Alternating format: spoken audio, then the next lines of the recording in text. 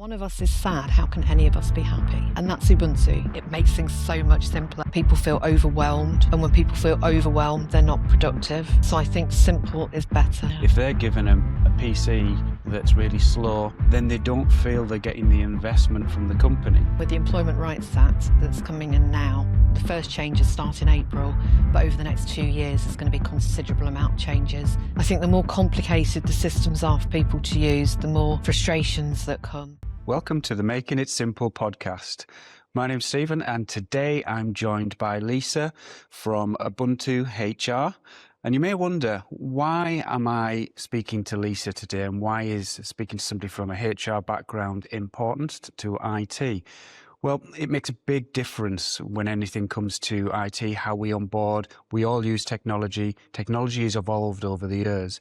And I'm sure Lisa's going to be able to give us some great insights into how technology is influencing the IT and HR sector.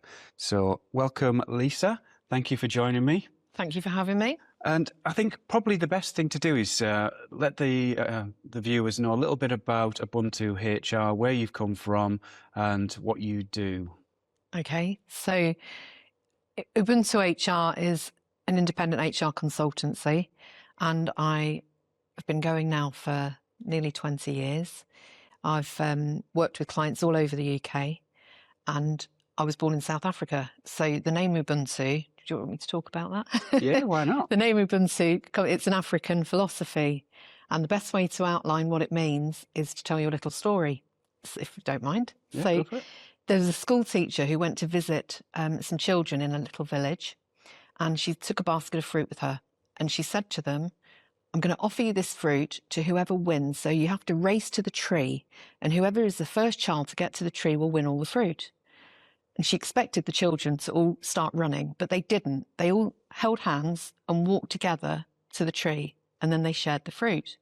And she said to them, why did you do that? Why didn't you just run so that you could win the fruit? And they said, if one of us is sad, how can any of us be happy? And that's Ubuntu. I am because we are. And that's a philosophy that I like to put into the business and into my life generally. That's brilliant. After 10 years of working with you, that's the first time I've heard the full story. I think I knew where Ubuntu had come from, but I didn't hear the rest of it. So that's pretty amazing. But could you tell us a little bit about what you do for Linten?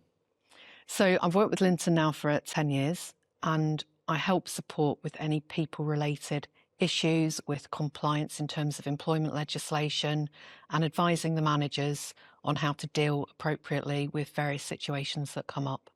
I think that's really important for any business. People issues are the one thing you have to make sure you get right and you do in your business, and it can really trip you up if you don't.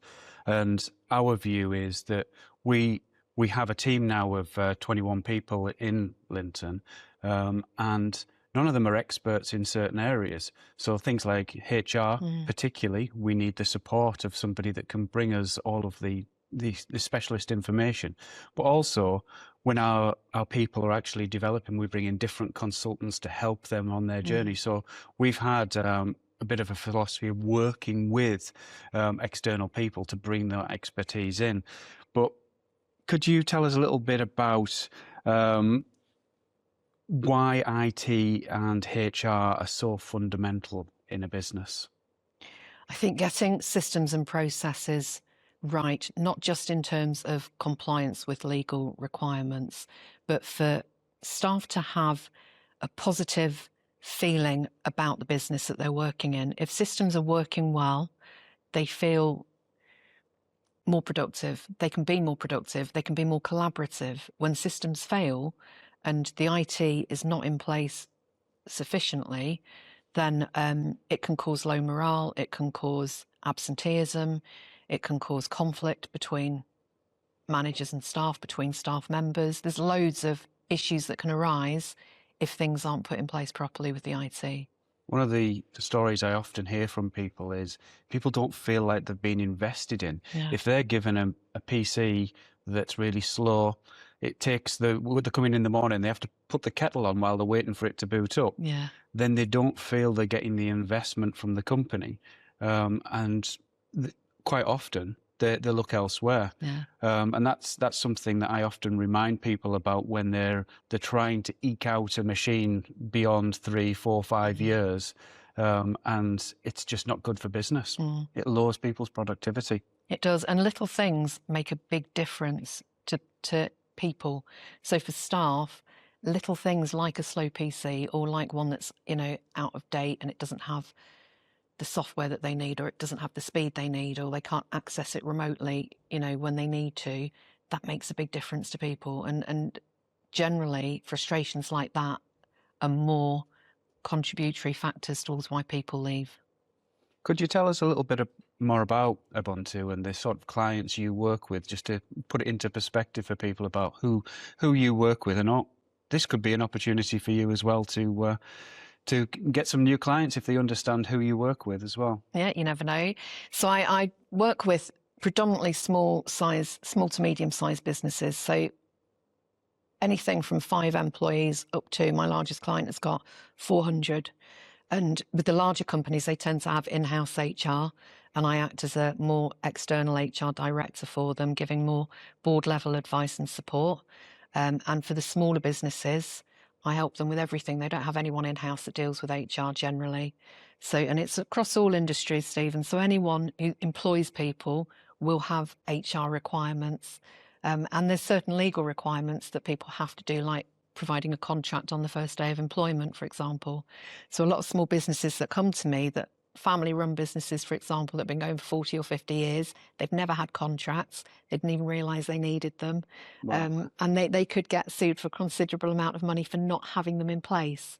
So things like that, the basics that I think are the basics, that a lot of people don't know, because we don't know what we don't know, do we? And if you're not in HR, why would you know that? You've been running your business for 50 years. That's what you do. That's what you know. Well, what I love about your service is the proactivity. I receive an email telling me about something that's going to happen a year ahead, saying you need to be aware that this is coming. And that kind of advice, you normally wouldn't get it unless you were actually in a position where it's then too late to do something about it, because you're actually researching it when something's happened, rather than being able to put the correct measures in place to avoid getting into those situations in the first place. Absolutely. And with the Employment Rights Act that's coming in now, the first changes start in April, but over the next 2 years, there's going to be a considerable amount of changes that will affect all businesses regardless of size. And that's April 2026. That's right. Wow. So not long now. Yeah.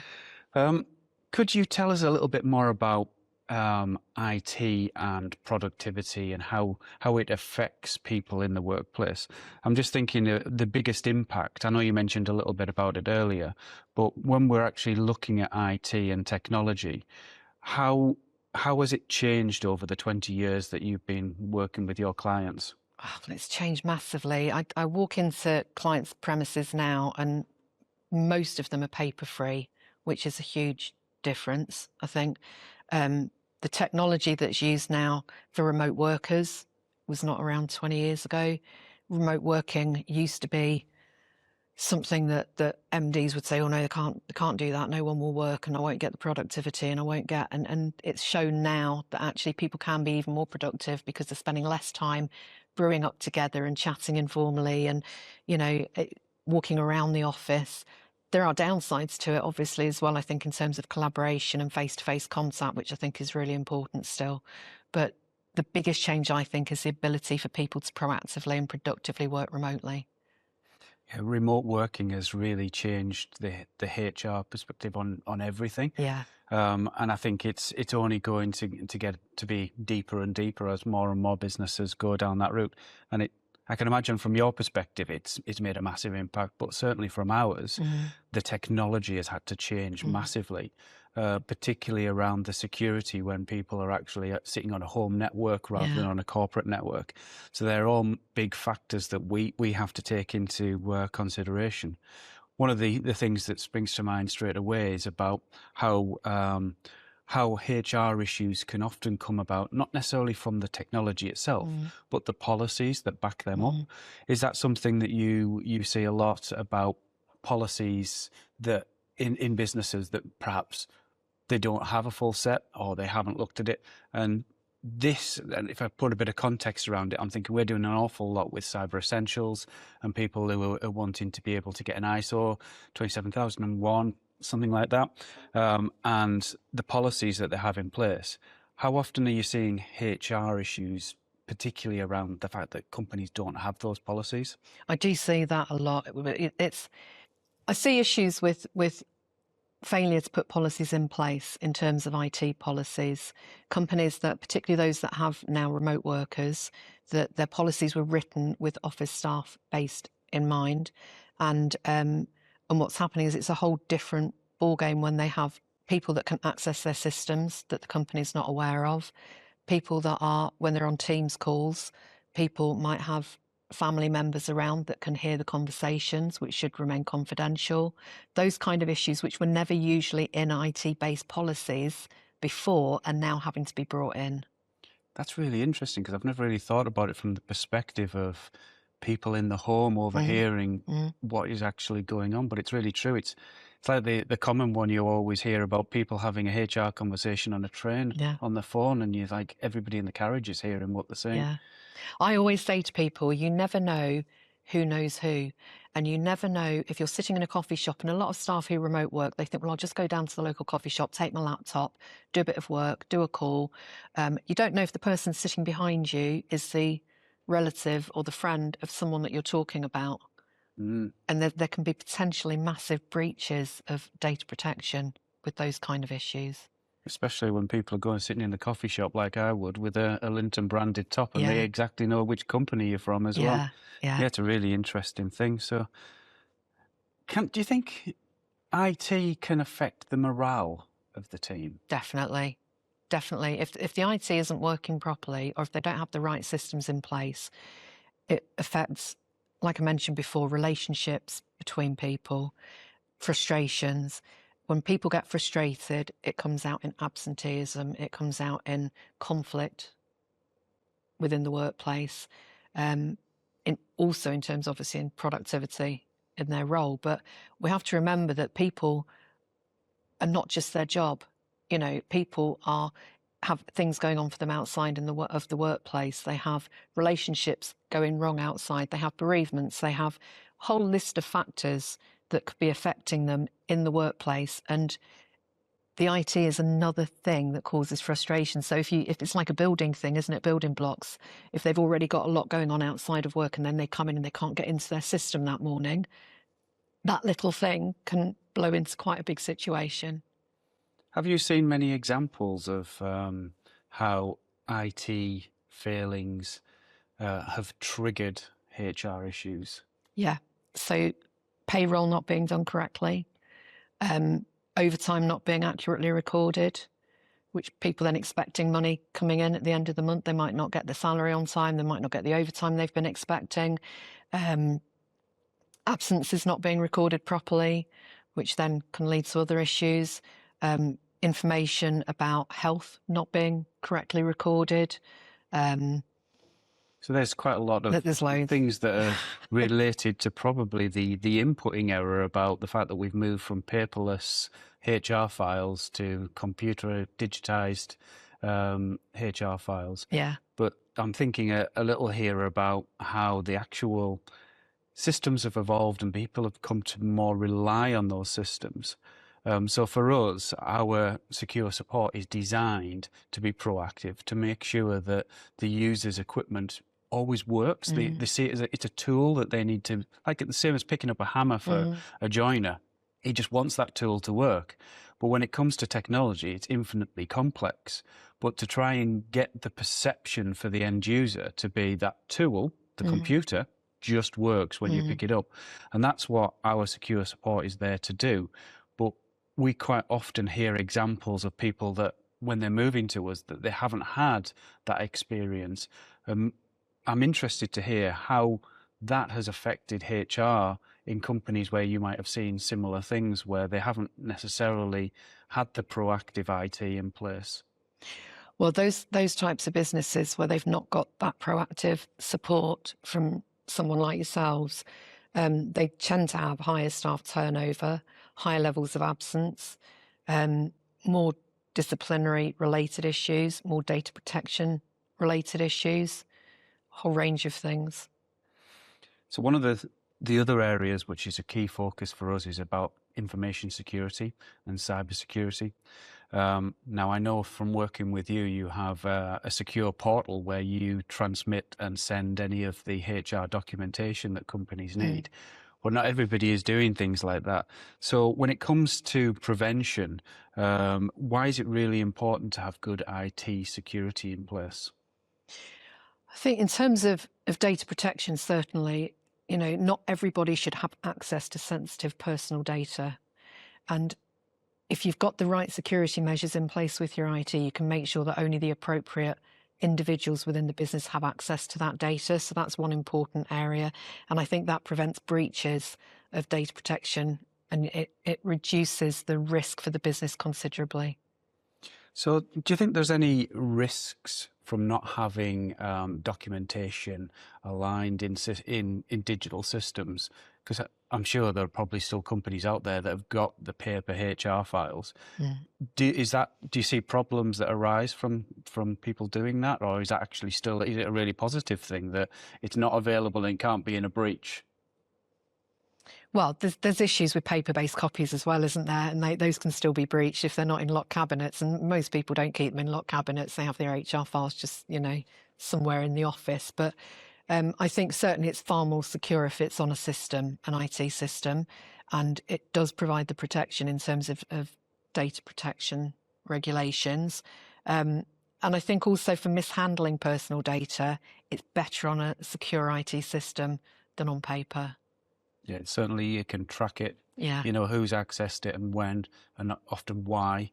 So I would agree with you there, but it was interesting just to understand the perspective on it. I'm thinking a little bit here about when people join the company.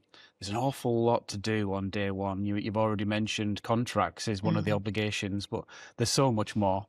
You've got to introduce everybody to the team they're going to be working with. They've got to learn everything about the company. There's lots of onboarding, and technology can often be one of those things that's just an afterthought. People, everyone knows how to use the computer. There you go. There's your computer. But why is onboarding the technology also important when somebody joins a company?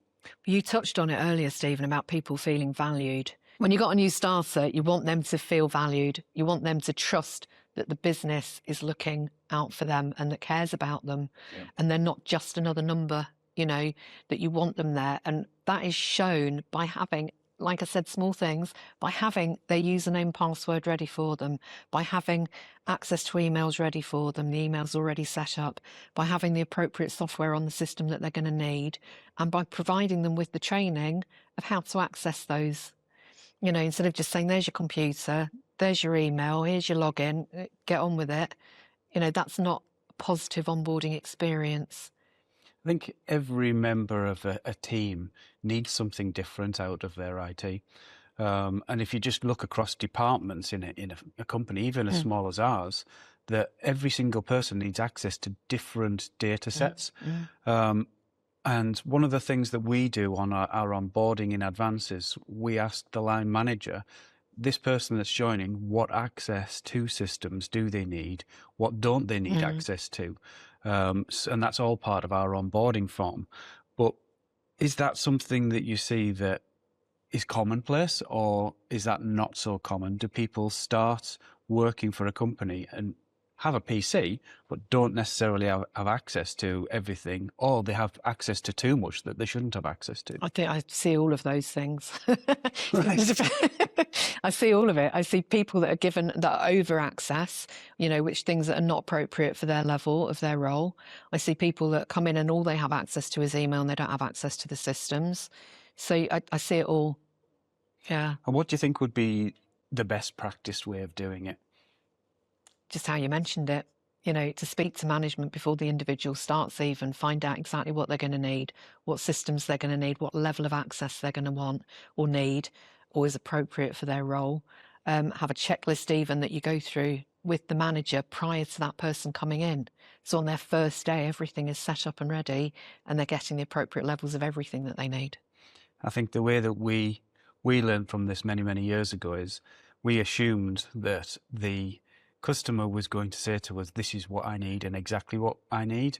And then the person would start, and on day one, it was panic stations, that there was lots of changes that needed to be made. So a long time ago, we took that learning to build our onboarding form to make sure now that we're proactively asking, because the person that's doing the employing has got a lot on their plate at the time they're doing it, and they're probably quite stressed about somebody new starting. So we take that stress away by being proactive and asking the questions. And it's probably taken a bit for granted these days that an onboarding is very smooth. But for us, it's so critically important. And I'm just thinking about, we were talking earlier briefly about working from home or remote working. Thinking about that, how have you seen that change over the years? I know there's the obvious, there's more of it, but you've mentioned some of the things about the information security, but are there other things that companies should be taking into consideration when they're allowing their team to work from home? So one simple thing that companies forget to do is the pat testing of equipment. You know, if the company are not providing equipment for the individual's using their own devices in their home, that still has to be pat tested. You know, a little thing that can be a big problem for the business, because they potentially would be liable because that person is employed by them working from home, and they don't do the risk assessments that they necessarily need to do either. So there's a few issues that come up. Some companies are on it, and they, you know, they put everything in place before they agree to remote working, but others forget. It's interesting because even though we are, say, just an IT company, we find ourselves reminding our customers about things like, have you actually had the chairs checked? The chair that the person's working on needs to be one that's suitable for that length of time they're working. The table height, the environment that they're in, even just down to the height of the monitors. All those kind of factors need to be taken into account. Now, yes, they're loosely linked to the IT because the computer's sitting on that table or that desk, but people often forget that. And you mentioned there some of the other real critical things that we're asking those questions about in advance. So pat testing as an example, we actually added pat testing to our services because our customers weren't doing it, so that we can actually now, we don't actually shout too much about the fact that we do pat testing, but our installation engineers that go out can actually do the pat testing as well for them. So I'm glad that you mentioned that one because I often forget to mention it. It's a great added value service. It is, yeah. So in general, when we're thinking about onboarding, from a HR perspective, what would be your recommendations for companies? What are the best and worst things that people could be doing as part of an onboarding for a new member of staff? I think the best thing is to make them feel like you want them there. I know that might sound like a real basic thing, but not often, but occasionally I will see that people come into a new workplace, their colleagues don't introduce themselves, they're not introduced around to the team. Little things make a big difference. I keep repeating that, but it's so true. You know, introducing them to everyone, showing them around, having the right systems in place for them, having their workstation set up and ready for them.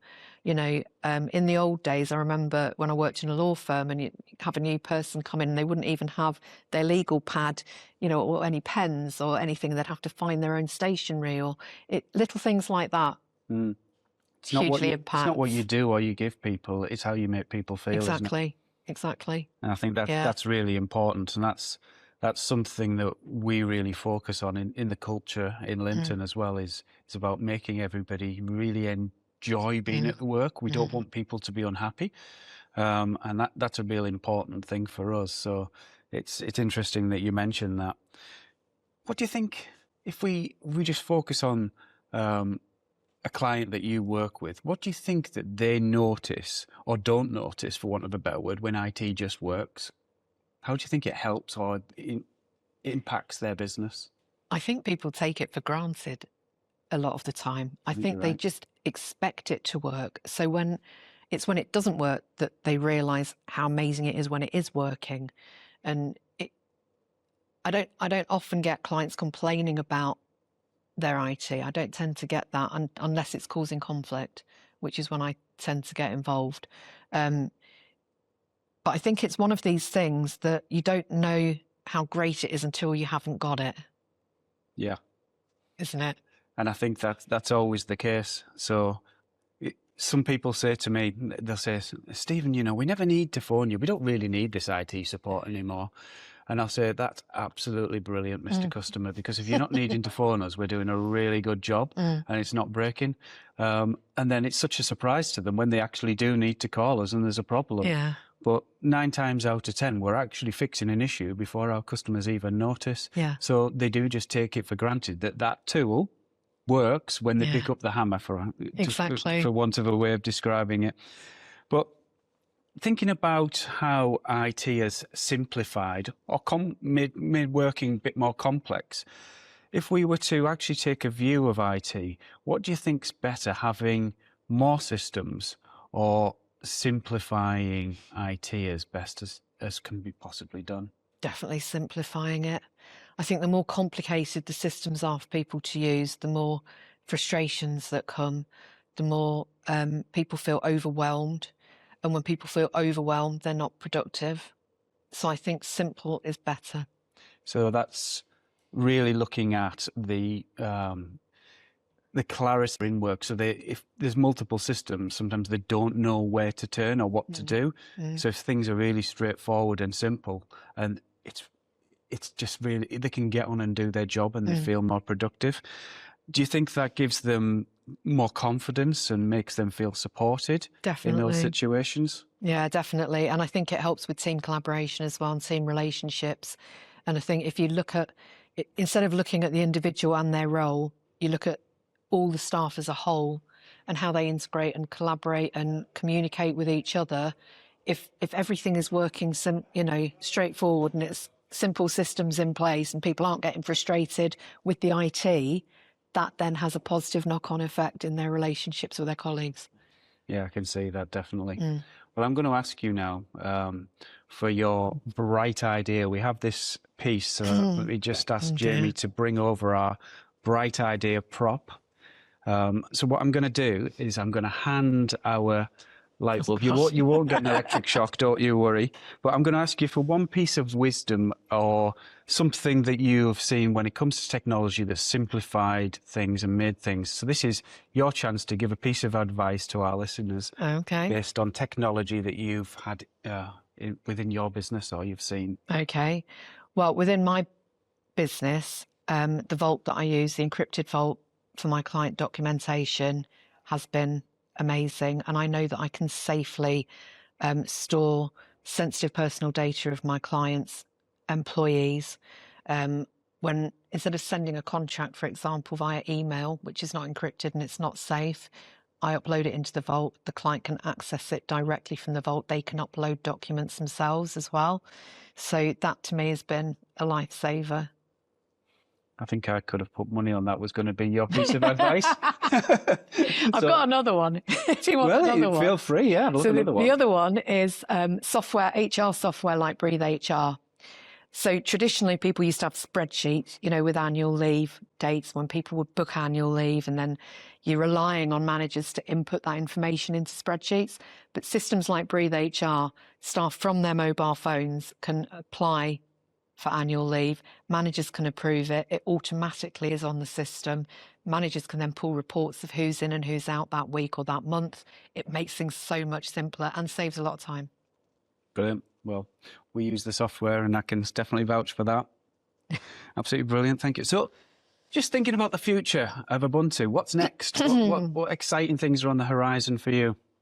So for the next over the next 12 months, I'm going to be delivering a lot more training via Teams.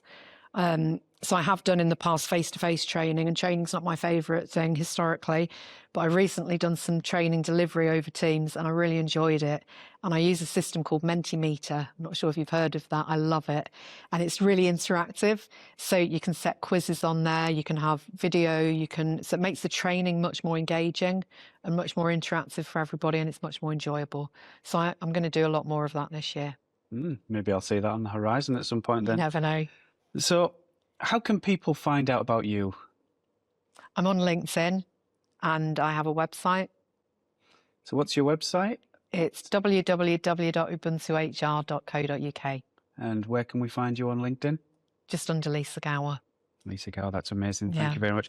Well, I've got some questions just for our viewers to know a little bit about you. So these are a bit quick fire. So if I was to say cloud or on-premise? On-premise. Office or hybrid? Office. Prevention or cure? Prevention. Structure or flexibility? Flexibility. People first or process first? People first. Morning person or night owl? Morning. Wine or beer? I don't drink alcohol. Well, in that case, coffee or tea? Coffee. Sunrise or sunset? Oh, that's a tricky one. Sunrise. Book or movie? Book. Beach or city? Beach. Pizza or pasta? Pizza. I would have probably said neither as Oh, well. yeah. Apple or Microsoft? Microsoft. Right answer. Thank you very much, Lisa. It's been a pleasure. And I think you've really helped give some insights to our viewers on how IT can help with their HR. Where can people find out more about Ubuntu HR, Lisa? So they can go to my website, which is www.ubuntuhr.co.uk, and that gives information about the different services that I provide. And if anyone would like some information about a checklist for what HR things are critical to put in place in the business, they can contact me through LinkedIn. I'll be happy to send it. Oh, it's amazing. Thank you very much for that, Lisa. Thank you. You've been listening to the Making It Simple podcast. It would really help if you could like and follow on LinkedIn, Instagram, and TikTok, and also tune in to our next episode. See you soon.